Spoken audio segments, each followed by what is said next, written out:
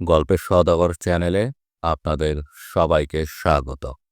আজকে আমরা শুনব হুমায়ূন আহমেদের দূরে কোথাও, পর্ব ২।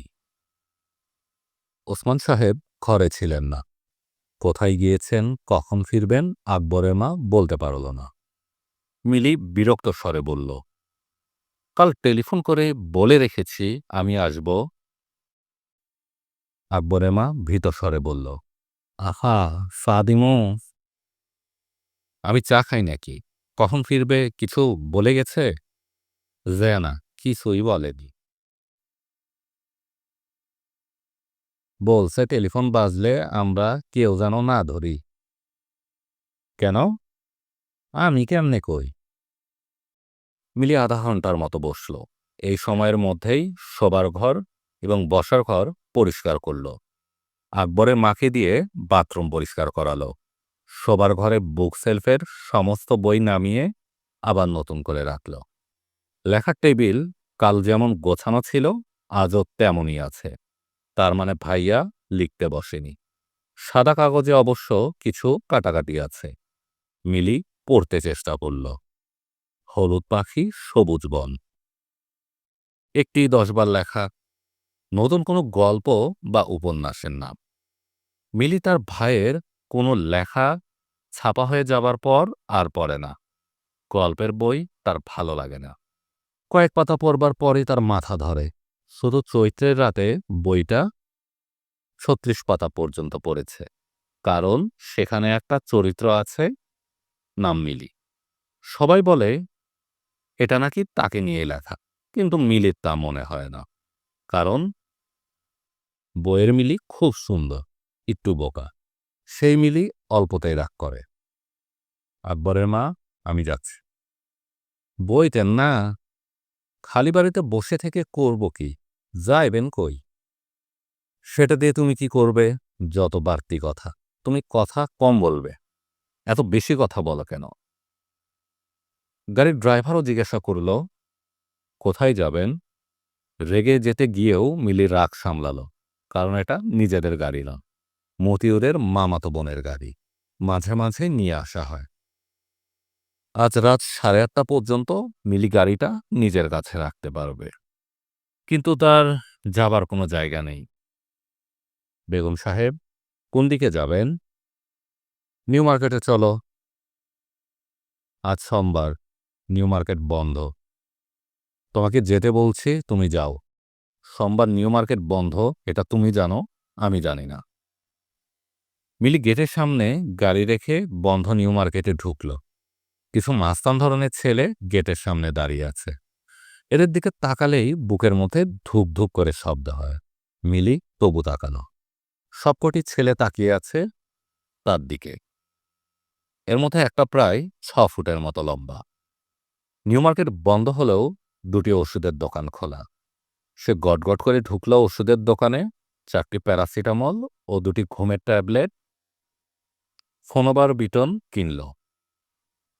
2টি ওষুধ কিনল, যাতে দোকানের মনে কোনো সন্দেহ না হয়। 2টি করে কিনে কিনে সে একটা ক্রিমের কৌটা ভর্তি করে ফেলেছে। কৌটাটির দিকে তাকালে ভয় লাগে, আবার ভালোও লাগে। বেগম সাহেব, এখন কোন দিকে যাবে? নিউ পল্টন লাইন, গোরস্থানের পাশ দিয়ে যাও। এরা কি গোরস্থান চেনো? ওই দিকেই। মিলির সমস্ত সিদ্ধান্তের মতো এই সিদ্ধান্তও আকস্মিক। এখন সে যাচ্ছে রানুদের বাসা। সে নিশ্চিত জানে রানুকে বাসায় পাওয়া যাবে না। আজ একটা খারাপ দিন। কাউকে আজ পাওয়া যাবে না। টেলিফোন করলে সেটা হবে রং নাম্বার।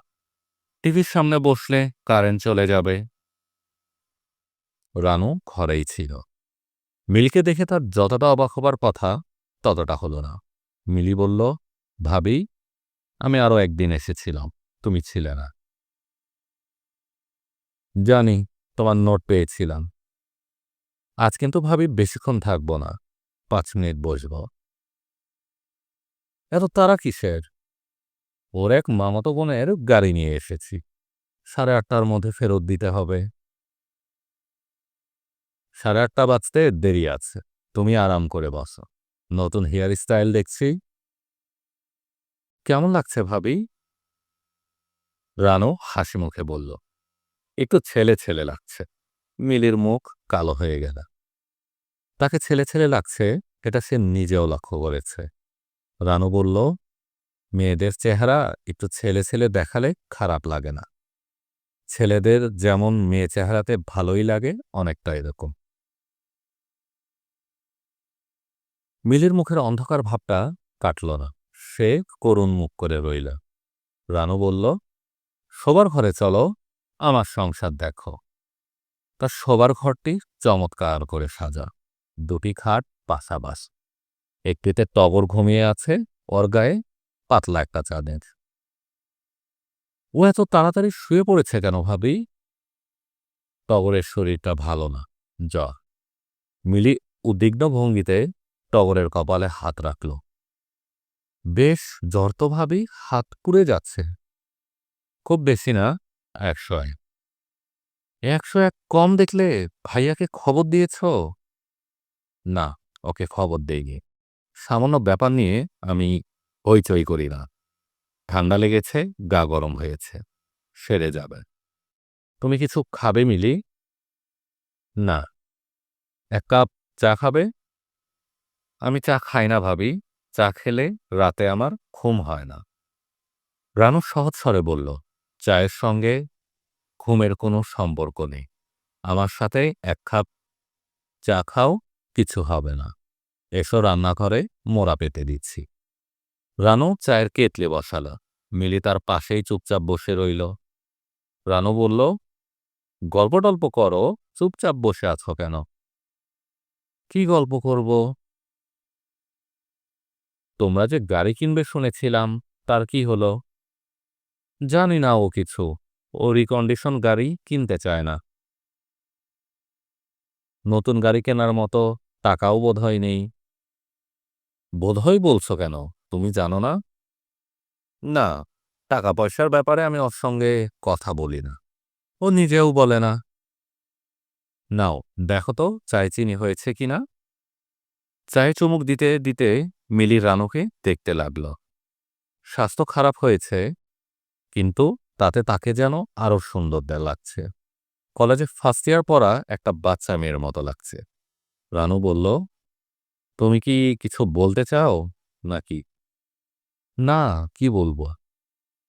মুখের ভাব দেখে মনে হচ্ছে কি একটা বলতে গিয়েও বলছো না। মিলি ইতস্তত করে বলল, ভাইয়ের মতো এমন একজন ভালো মানুষকে তোমার পছন্দ হলো না কেন? এটা আমার খুব জানার ইচ্ছা। নাকি সে ভালো মানুষ না? রানু সহজভাবেই বলল, তোমার ভাই দূর থেকে খুব ভালো মানুষ। শুধু ভালো মানুষ না, খুবই ভালো মানুষ। কিন্তু কাছ থেকে না। তোমরা কেউ ওকে কাছ থেকে দেখনি। আমার ভাই আর আমি কাছ থেকে দেখিনি? রানু হালকা গলায় বলল, পাশাপাশি থাকলেই কাছ থেকে দেখা হয় না মিলি। দুজনেই বেশ কিছুক্ষণ চুপচাপ বসে রইল। একসময় রানু বলল, 8টা বেজে গেছে, তোমার না 8:30টায় গাড়ি ফেরত দিতে হবে? মিলি উঠে দাঁড়াল। সবার ঘরে গিয়ে টগরের মাথায় হাত রাখল। ঘাম দিচ্ছে। জ্বর কমে যাচ্ছে বোধহয়। রানু তাকে সিঁড়ি পর্যন্ত এগিয়ে দিতে এলাম। মিলির মনে হলো আবহাওয়াটা কেমন যেন অন্যরকম হয়ে গেছে। কেউ সহজ হতে পারছে না। মিলি পরিস্থিতি স্বাভাবিক করবার জন্য জিজ্ঞাসা করল, শাড়িটিতে আমাকে কেমন লাগছে ভাবি? খুব একটা ভালো লাগছে না। সাদার ব্যাকগ্রাউন্ডে হলুদ ফোঁটা গুটি বসন্তের মতো দেখাচ্ছে। রাগ করলে না তো? না, রাগ করব কেন? তোমার কাছে যা সত্যি মনে হয়েছে তাই বলেছ। মিলি সিঁড়ি দিয়ে নিচে নামতে শুরু করল। রানু বলল, খুব সাবধানে নামবে, সিঁড়িটা ভালো না। মিলি কোনো জবাব দিল না। তার চোখ ঝাপসা। অল্পতেই তার চোখে পানি আসে। মিলিরা থাকে কলাবাগান, লেক সার্কাসে। নিজেদের বাড়ি নয়, ভাড়া বাড়ি। বাড়িটি কেনার কথা হচ্ছে। কথাবার্তা কোন পর্যায়ে আছে মিলি জানে না। মতিউর এসব ব্যাপারে তার সঙ্গে কখনো কোনো কথা বলে না। মিলির শ্বশুর একবার তাকে জিজ্ঞেস করলেন, বাড়ি কেনার কি হয়েছে? তখনই শুধু মিলি জানল বাড়ি কেনার একটা কথাবার্তা চলছে। একদিন সত্যি সত্যি কেনা হয়ে যাবে এবং তারও অনেকদিন পর হয়তো মিলি জানবে, কিংবা হয়তো জানবেই না। মতিউর বাড়ির উঠানে দাঁড়িয়েছিলেন। তার সঙ্গে খুব রোগা চশমা পরা একজন লোক। সে ছেলেটির সঙ্গে হেসে হেসে কথা বলছে। মিলিকে গাড়ি থেকে নামতে দেখেও সে না দেখার ভান করল এবং আগের মতোই হেসে হেসে কথা বলতে লাগল। কিন্তু লোকটি তাকিয়ে আছে মিলির দিকে, বেশ ভদ্রভাবেই তাকিয়ে আছে, চোখ ফিরিয়ে নিচ্ছে না।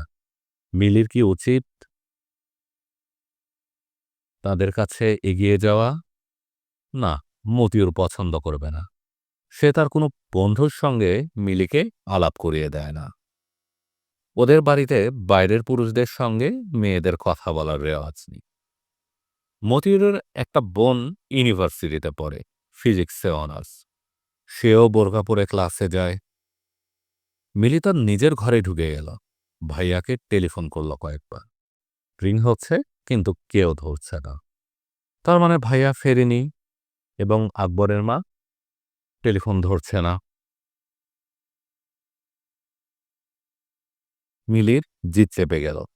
কতক্ষণ সে না ধরে থাকবে? রিং হতে থাকো, 5 বার, 6 বার, 7 বার, 8 বার, 9 বার। হ্যালো, কে? ভাইয়া, টেলিফোন ধরছিলে না কেন? এইমাত্র আসলাম। ওদের টেলিফোন ধরতে নিষেধ করে গেছো কেন? কি বলতে চাস সেটা বল। আমি গোসল করব। ভাইয়া শোনো, আমি ভাবির বাসায় গিয়েছিলাম। ভালো। সুন্দর বাসা? সুন্দর হলে তো ভালোই। টগরের জ্বর, খুব জ্বর।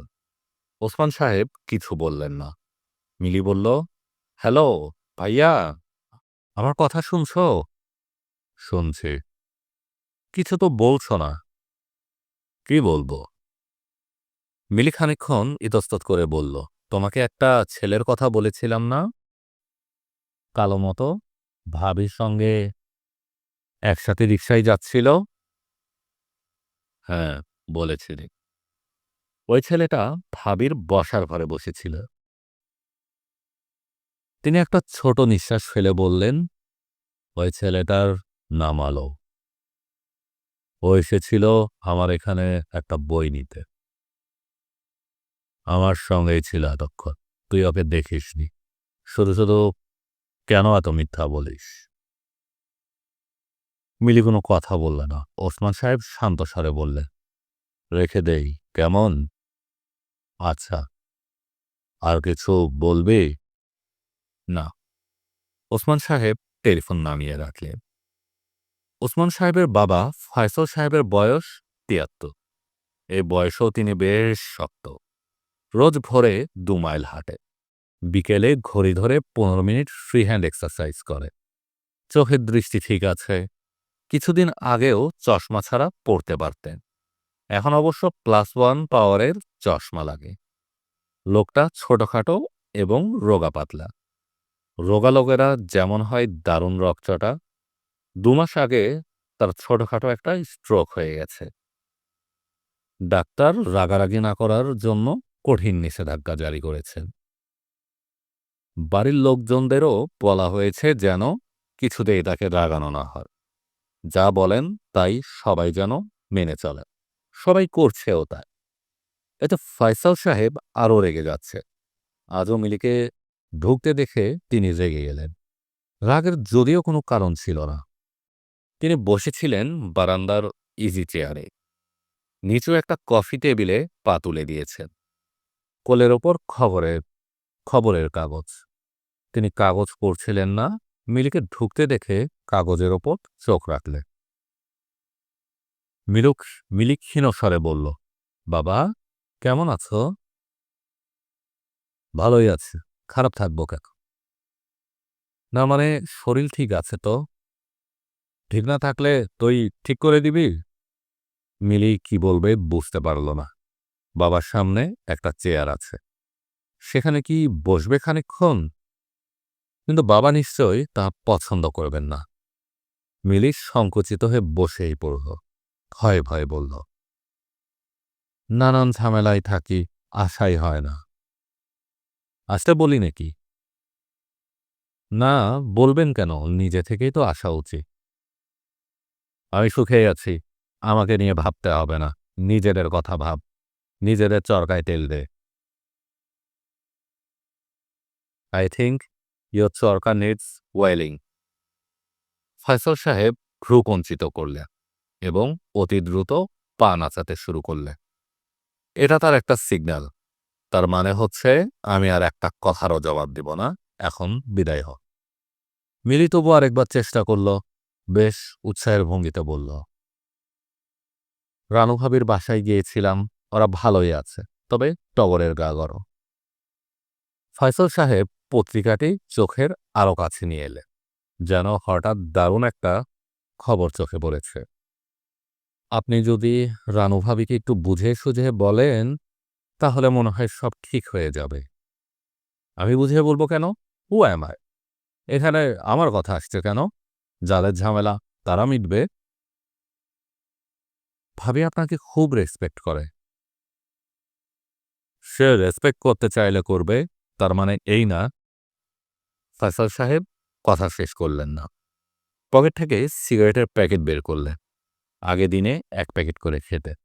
স্ট্রোক হবার পরপর ডাক্তার সিগারেট নিষিদ্ধ করে দিয়েছেন। ফয়সাল সাহেব কারো কোনো কথা কানে নেন না, কিন্তু এই কথাটি মেনে চলেন। সিগারেট খান না, কিন্তু মুখে দিয়ে বসে থাকেন। মিলি দেখল তার বাবা আগুন না ধরিয়ে সিগারেট টানছে এবং নাকে ধোঁয়া ছাড়ার ভঙ্গি করছে। মিলি কিছু বলতে গিয়েও বলল না, তার খানিকটা ভয় ভয় করতে লাগল। ফয়সল সাহেব বললেন, দেখা তো হয়েছে, এখন চলে যা, নাকি আরো কিছু বলবি? মিলি ইতস্তত করে বলল, মেয়ের একটা নাম দেন না বাবা, ৩ অক্ষরের ম দিয়ে শুরু হবে। তোর মেয়ের কি স্বাস্থ্য ভালো? জি। তাহলে নাম রাখ মুটকি, ৩ অক্ষর, ম দিয়ে শুরু। যা যা চেয়েছিলি সবাই আছে। ফয়সল সাহেব দুলে দুলে হাসতে লাগলেন। চোখে পানি এসে গেল মিলে। সে নিঃশব্দে উঠে দাঁড়াল। এ বাড়িতে এসে তার নিজের ঘর না দেখে সে যেতে পারে না। দোতলায় তার ঘরটি তালা দেওয়া। তালা চাবি তার কাছেই আছে। সে যখনই আসে তার ঘরে ঢুকে কিছুক্ষণ বসে থাকে। তার খুব কান্না পায়। আজও সে তার ঘরে ঢুকল। সবকিছু আগের মতো আছে, একটা জিনিসও ওলটপালট হয়নি। মিলি ছোট্ট খাটটিতে শুয়ে পড়ল। সে যেদিন তার ঘুমের ওষুধ খাবে, এই খাটে শুয়েই খাবে। মিলি বালিশ জড়িয়ে অনেকক্ষণ কাঁদল। তারপর হাত মুখ ধুয়ে নিচে নেমে চলে এলো। বাবা এখনো বারান্দায় বসে আছে। তার সামনে বসে আছে বিথি নামের ওই কমবয়সী মেয়েটি, বাবার সেক্রেটারি। তাকে খবরের কাগজ পড়ে শোনায়, ডিকটেশন নেয়। মিলি লক্ষ্য করল মেয়েটি বসে আছে খালি পায়ে। তার মানে কি? এই যে সে এখন এ বাড়িতে থাকে, কেন থাকে? বাবা যাই। ফয়সাল সাহেব জবাব দিলেন না, মাথা নাড়লেন। বিথি বলল, তুমি কখন এসেছ? আমি জানি না তো। চাটা খেয়েছ?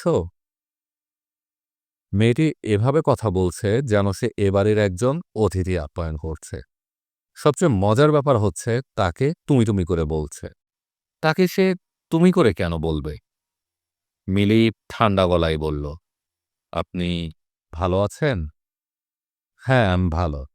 স্যারের শরীর ভালো না, দেখাশোনার লোকজন নেই। আমি তাই কিছুদিন ধরে বাড়িতেই থাকছি। জানো বোধহয়?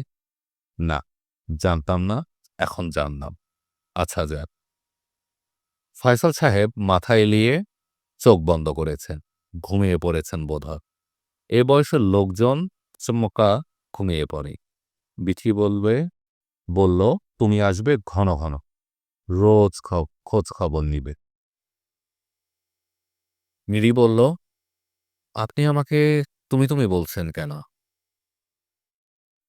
ফয়সাল সাহেব চোখ মেললে। মিলি ভাবল বাবার কাছ থেকে সে প্রচণ্ড একটা ধমক খাবে। কিন্তু ফয়সাল সাহেব কিছু বললেন না। আবার চোখ বন্ধ করে ফেললেন। খুব দ্রুত তার পা দুলতে লাগল। শেষ রাতের দিকে ওসমান সাহেব একটা দুঃস্বপ্ন দেখলেন। যেন ক্লাস নিতে গিয়েছে। তিনি পড়াবেন আর্যদের আগমনের ইতিহাস। কিন্তু ক্লাসে ঢুকেই টের পেলে তাকে পড়াতে হবে জ্যামিতি। দুটি ত্রিভুজকে সর্বসম প্রমাণ করতে হবে। ত্রিভুজ দুটির দুই বাহু ও অন্তস্থ কোণ সমান ম্যাট্রিকে পড়ে এসেছেন। তবু বোর্ডের সামনে দাঁড়ানো মাত্র সব গুলিয়ে গেল। তিনি হকচকিয়ে তাকালেন ছাত্রদের দিকে। সবাই হাসছে। মেয়েগুলি হেসে একজন আরেকজনের গায়ে গড়িয়ে পড়ছে। এত হাসির কি আছে? তিনি বিড়বিড় করে বললেন, এই হাসছ কেন? তারা আরো জোরে জোরে হেসে উঠল। তিনি কপালের ঘাম মুছবার জন্য পকেটে হাত দিতে গিয়ে টের পেলেন তার গায়ে কোনো কাপড় নেই। কি ভয়াবহ ব্যাপার! ওসমান সাহেব গোঙানির মতো শব্দ করতে করতে জেগে উঠলেন। তার সারা গা ঘামে ভিজে উঠেছে। তিনি ক্ষীণ স্বরে ডাকলেন, রানু, রানু। তিনি জানেন রানু এখানে নেই। তবু প্রতিদিনই আধো ঘুম আধো জাগরণে মনে হয় সে পাশেই আছে। ডাকলেই সাড়া দিননি।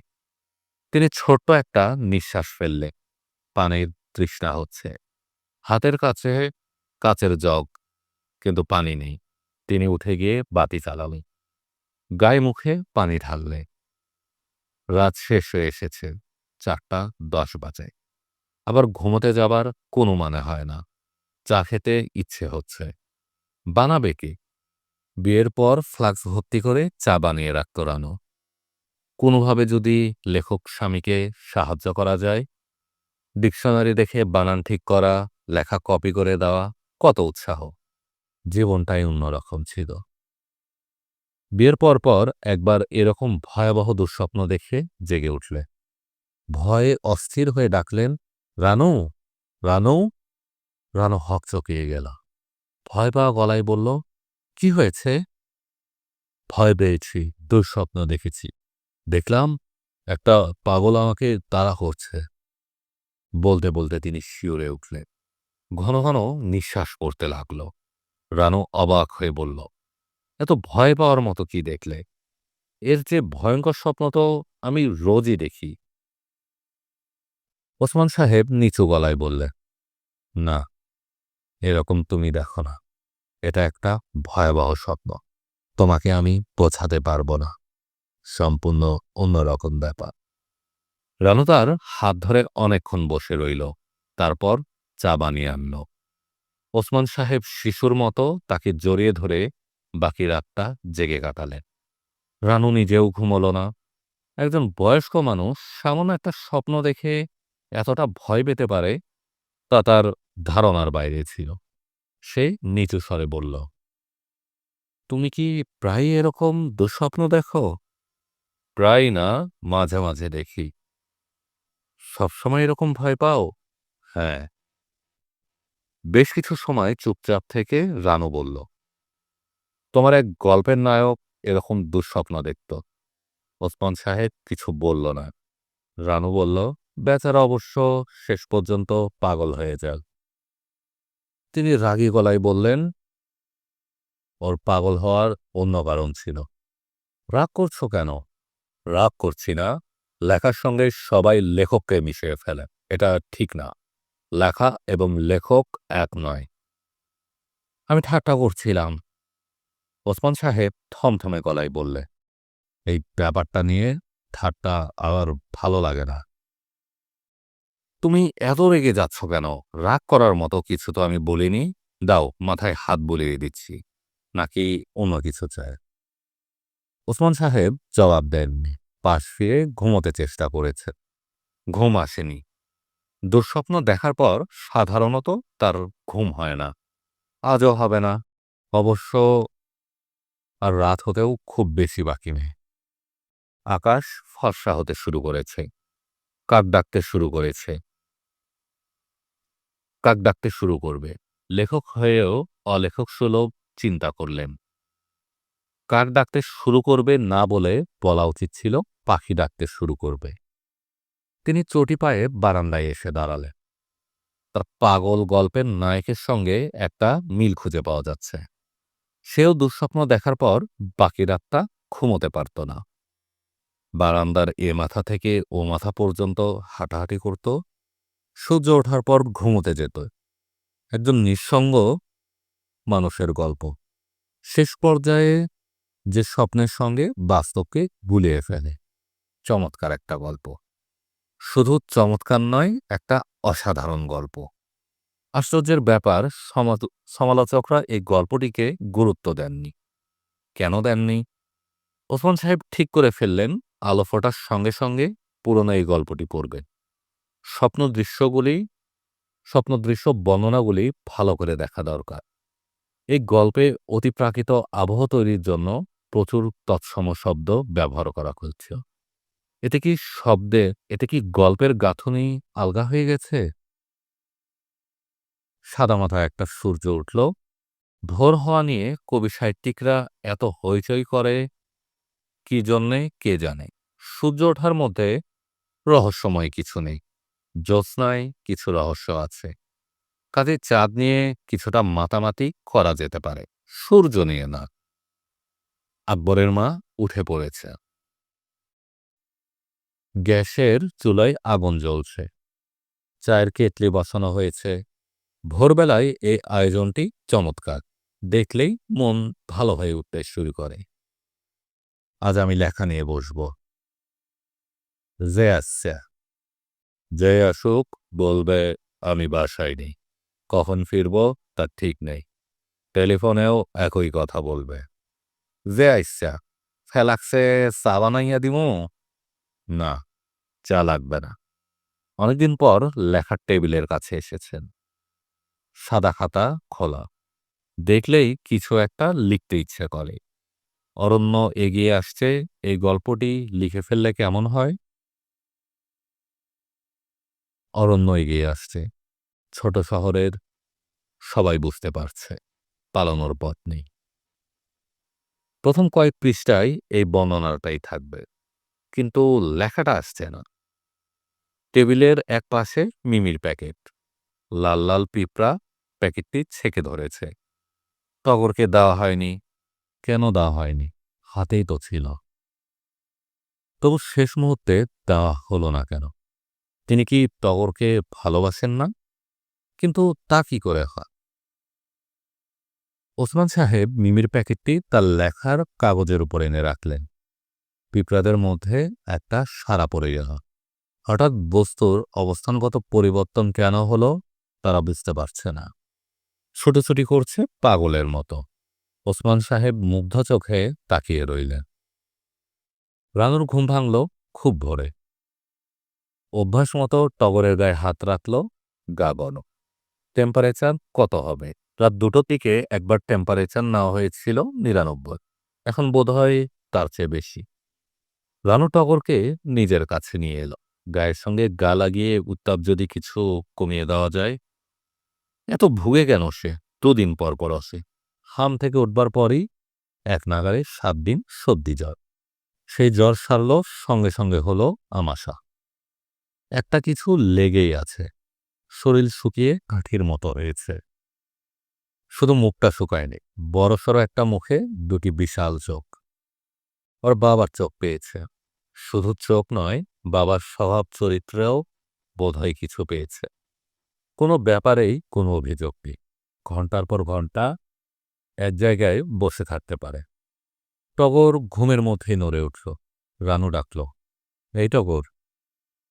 সে তার ছোট হাত 2টি দিয়ে মাকে জড়িয়ে ধরল।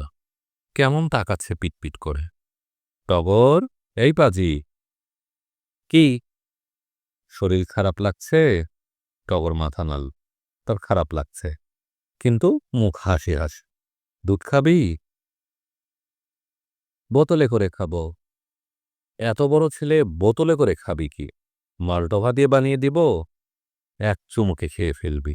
ঠিক আছে? টগর ঘাড় কাত করল। সে গ্লাসে করে দুধ খেতে রাজি আছে। বেশি করে চিনি দিও। দেব। দুধ বানিয়ে এনে রানু দেখল টগর বালিশটা দুপায়ের ফাঁকে নিয়ে এসে আবার ঘুমিয়ে পড়েছে। কপালে বিন্দু বিন্দু ঘাম। জ্বর কি কমে আসছে? রানু অনেকক্ষণ ছেলের পাশে বসে রইল। রান্নাঘরে খুটখাট শব্দ হচ্ছে। অপলা জেগেছে নিশ্চয়ই। সেও খুব ভোরে ওঠে, হাত মুখ ধুয়ে পড়তে বসে।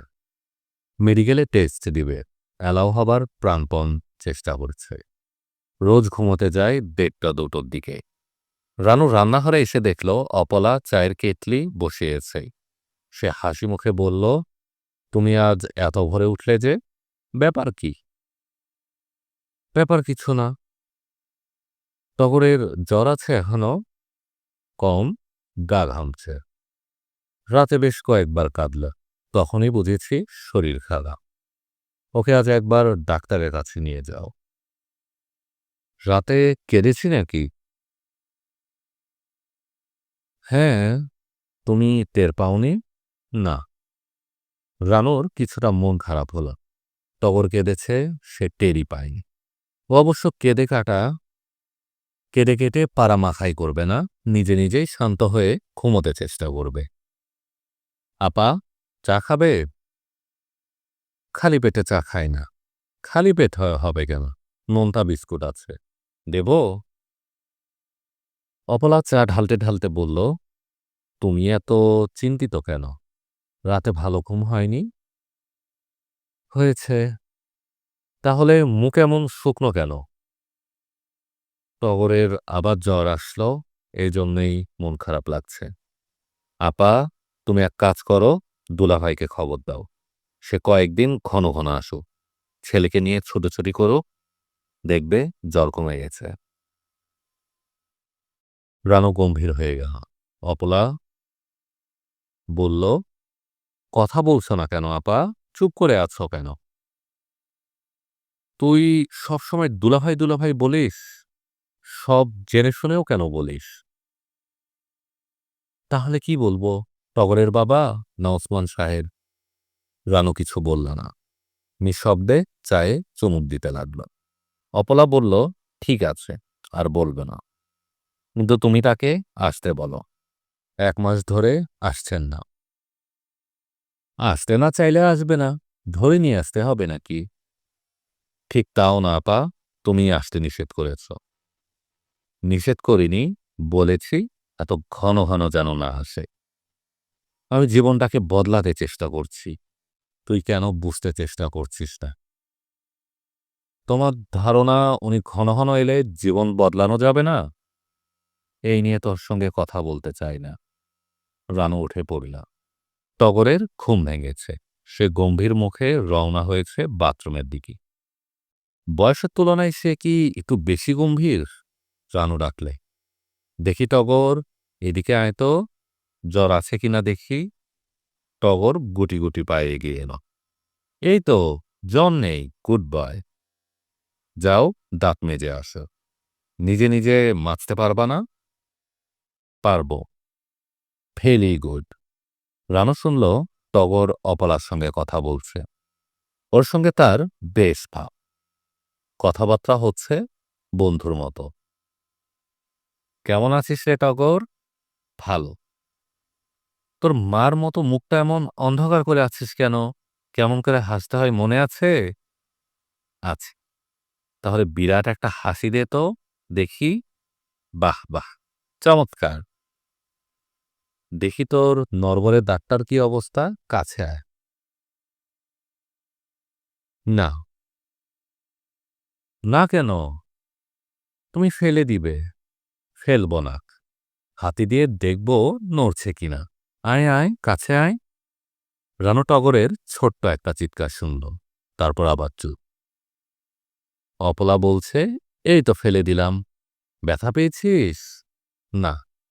তাহলে কাঁদছিস কেন? বেটা ছেলেদের এত কাঁদতে নেই। কাঁদবে মেয়েরা। তুই কি মেয়ে? না। যা, হাত মুখ ধুয়ে আয়। বাথরুমের কল দিয়ে পানি পড়ছে। টগর হাত মুখ ধুচ্ছে নিশ্চয়।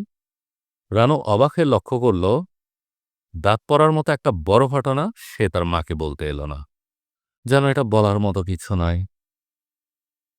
নাস্তার টেবিলে খুব সহজভাবে রানু জিজ্ঞেস করে, তোমার দাঁত নাকি পড়ে গেছে? হ্যাঁ। কই আমাকে তো কিছু বলনি। দেখি এখন তোমাকে কেমন দেখাচ্ছে। বাহ, সুন্দর লাগছে তো। টগর ছোট্ট করে হাসল। রানু বলল, আজ আমি বাইরে যাব, তুমি অপলার সঙ্গে থাকতে পারবে না? পারব। বিকেলে তোমার বাবা আসবেন তোমাকে দেখতে। আজ কি বুধবার? রানু বুকে ছোট্ট একটা ধাক্কা লাগলো। রানুর বুকে ছোট্ট একটা ধাক্কা লাগলো। টগর কি মনে মনে তার বাবার জন্য অপেক্ষা করে? নয়তো বুধবার তার মনে থাকার কথা নয়। হ্যাঁ, আজ বুধবার। নাও এই রুটিটা খাও। অর্ধেকটা খাই? ঠিক আছে, খাও। বাবা যখন আসবে তুমি তখন থাকবে না? থাক, আমি ৫টার মধ্যে আসব। রানু খানিকটা চুপ করে থেকে বলল, তুমি কি তোমার বাবার সঙ্গে ও বাড়িতে ২-১ দিন থাকতে চাও? টগর ঘাড় কাত করল। সে থাকতে চায়। আমার জন্য তোমার খারাপ লাগবে না? টগর কিছু বলল না। রাতে ঘুম ভাঙলেই কাঁদবে। আম্মা কোথায়, আম্মা কোথায়? কাঁদবে না? হ্যাঁ, কাঁদব। তাহলে যাবে কেন? টগর জবাব দিল না। মায়ের দিকে সরাসরি তাকালোও না। রানু অনেকক্ষণ বসে থাকার পর তার ডাক পড়ল। সিদ্দিক সাহেব নিজে এসে ডেকে নিয়ে গেলেন। সহজ স্বরে বললেন, একটা বোর্ড মিটিং ছিল, তাই দেরি হলো। কিছু মনে করবেন না। আপনাকে চাটা দিয়েছে তো? হ্যাঁ, দিয়েছে। বসুন এখানে, আরাম করে বসুন। এই ঘরটি এয়ার কন্ডিশনার, এয়ার কন্ডিশন। হুম হুম একটা শব্দ হচ্ছে। যন্ত্রটা হয়তো ভালো না, কিন্তু ঘর খুব সুন্দর করে সাজানো। অফিস মনে হয় না।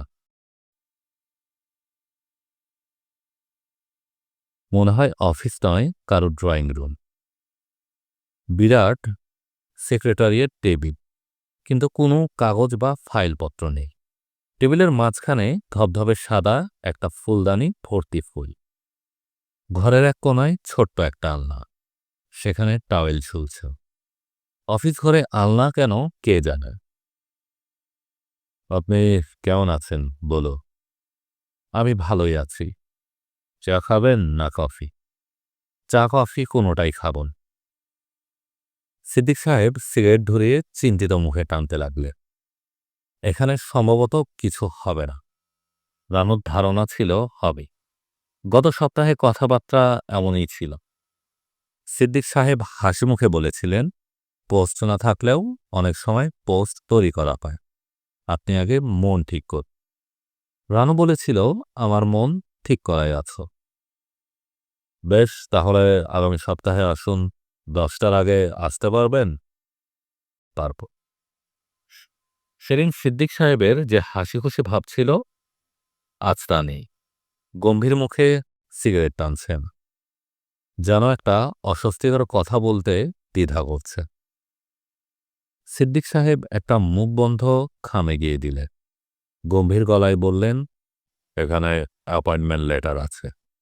শর্তগুলি যদি আপনার পছন্দ হয় তাহলে আপনি আগামী মাসের ১ তারিখ থেকে জয়েন করতে পারেন। কি পোস্ট, কি কাজ কিছুই তো বললেন না। অ্যাপয়েন্টমেন্ট লেটারে সব বলা আছে। ৩ মাস আপনি থাকবেন ট্রেইনি হিসাবে, বিভিন্ন সেকশনে যাবে এবং কাজ শিখবে। ৩ মাস পর আমরা যদি মনে করি আপনার ট্রেনিং ভালো হয়নি, তাহলে সেটি এক্সটেন্ড করে ৬ মাস করা হবে।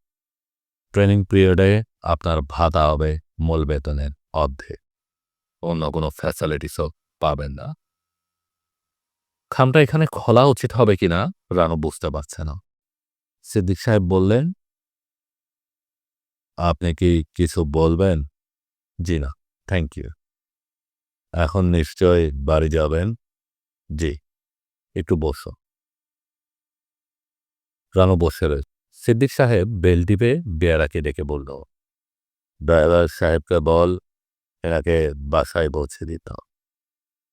জুনিয়র অফিসার্স গ্রেড, বেতন সব মিলিয়ে 2000 টাকার মতো।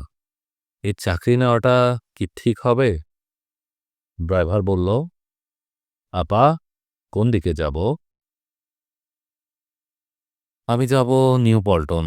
নিউ মার্কেটে নামিয়ে দিলেই হবে। কিছু কেনাকাটা করব। রানু কথাটা বলেই একটু অস্বস্তি বোধ করল। নিউ মার্কেটে কেনাকাটা করব এটা বলার দরকার ছিল না।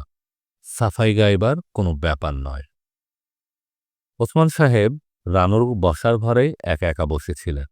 রানুকে ঢুকতে দেখে তিনি তাকালেন। রানুর হাতে এক গাদা জিনিসপত্র, দুহাতে সেগুলো ঠিক সামলানোও যাচ্ছিল না। ওসমান সাহেব সহজ স্বরে বললেন, অনেক কিছু কিনলে দেখি। রানু কিছু বলল না। জিনিসপত্র নিয়ে ভেতরের ঘরে ঢুকে গেল। অপলা টগরের পাশে শুকনো মুখে বসে আছে। সে রানুকে দেখেই বলল, ওর তো বেশ জ্বর আপা, 102-এর উপরে, 3-4 বার বমি করেছে। রানু বলল, ও কখন এসেছে? বেশিক্ষণ হয়নি, 10-15 মিনিট। আমি বলেছিলাম ভিতরে এসে বসতে, উনি আসেননি। রানু টগরের কপালে হাত দিয়ে উদ্বিগ্ন মুখে জ্বর দেখল। শুকনো মুখে বলল, থার্মোমিটারটা আবার দে তো দেখি। অপলা বলল, চলো ওকে ডাক্তারের কাছে নিয়ে যায়। দুলাভাই আছেন, তাকেও সঙ্গে করে নিয়ে যান। তাকে সঙ্গে করে নিতে হবে কেন? অপলা চুপ করে গেল। থার্মোমিটার দেখল। রানু বলল, কত? 101। একটু কমেছে। জ্বর ছেড়ে যাবে বোধহয়, ঘাম হচ্ছে। রানু কিছু বলল না। অপলা বলল, তুমি বাইরের ঘরে গিয়ে বসো। অনেকক্ষণ উনি একা একা বসে আছে। রানু মনে হলো শুনতেই পেল না। অপলা বলল, তুমি চা খাবে? চা দেব? পানি গরম আছে। না, চাটা কিছু খাবো না। রানু বসার ঘরে ঢুকল। ওসমান সাহেব বললেন, জ্বর কি খুব বেশি? বেশি হলে একজন ডাক্তার নিয়ে আসি। কাছেই আমার একজন চেনা ডাক্তার আছে। ডাক্তার আনতে হবে না, আমি নিয়ে যাব। জ্বর কবে থেকে? 2-3 দিন থেকে। আমাকে খবর দাওনি তো? খবর দেওয়ার মতো কিছু হয়নি। তাছাড়া আমার খবর দেবার লোক নেই, তুমি ভালো করেই জানো। তোমার খালার বাসায় টেলিফোন নেই? আছে। তাদের টেলিফোন আমি আমার নিজের কাজে ব্যবহার করব কেন? ওসমান সাহেব বিস্মিত হয়ে বলল, তোমার খালার সঙ্গে তোমার সম্পর্ক ভালো না নাকি? সম্পর্ক খারাপ হবে কেন? অপলা চা নিয়ে ঢুকলে। লজ্জিত মুখে বলল, চা ছাড়া আর কিছুই নেই, শুধু চা দিলাম। আর কিছু লাগবে না। রানু বলল, অপলা, তুই ঘরে যা, আমি একটু কথা বলছি। অপলা বিব্রত ভঙ্গিতে ঘরে গেল। ওসমান সাহেব তাকালেন তীক্ষ্ণ দৃষ্টিতে। রানু বলল, আমি একটা চাকরি পেয়েছি। কাজেই তুমি মাসে মাসে যে টাকাটা আমাকে দিতে, সেটা আর দিতে হবে না। চাকরিটা কি? সেটা দিয়ে তোমার তো কোনো দরকার নেই। তোমার স্ত্রী হিসেবে আমি যদি নিচু ধরনের কাজ করতাম, তাহলে হয়তো তোমার অহংকারে লাগত। এখন তো অহংকারে লাগার কোনো প্রশ্নই নেই। তুমি ভুল বলছো রানু, আমি অহংকারী না। বাজে কথা বলবে না। তিনি চুপ করে গেলেন। রানু থমথমে গলায় বলল, কেন তুমি আমাকে তোমার বাবার কাছে এরকম একটা কায়দা করে পাঠালে? কি কায়দা? মিলি এসে বলল, উনি খুব অসুস্থ, মৃত্যুশয্যা, আমাকে এবং টগরকে দেখতে চান। আমি ঠিক সেদিনই গেলাম দেখা করতে। আপনারা শুনছিলেন হুমায়ুন আহমেদের দূরে কোথাও, পর্ব 2। গল্প পঠনটি ভালো লেগে থাকলে আমাদের গল্পের সওদাগর চ্যানেলটি সাবস্ক্রাইব করুন। লাইক ও শেয়ার দিয়ে সাথে থাকুন, পাশে থাকুন, গল্প শুনুন।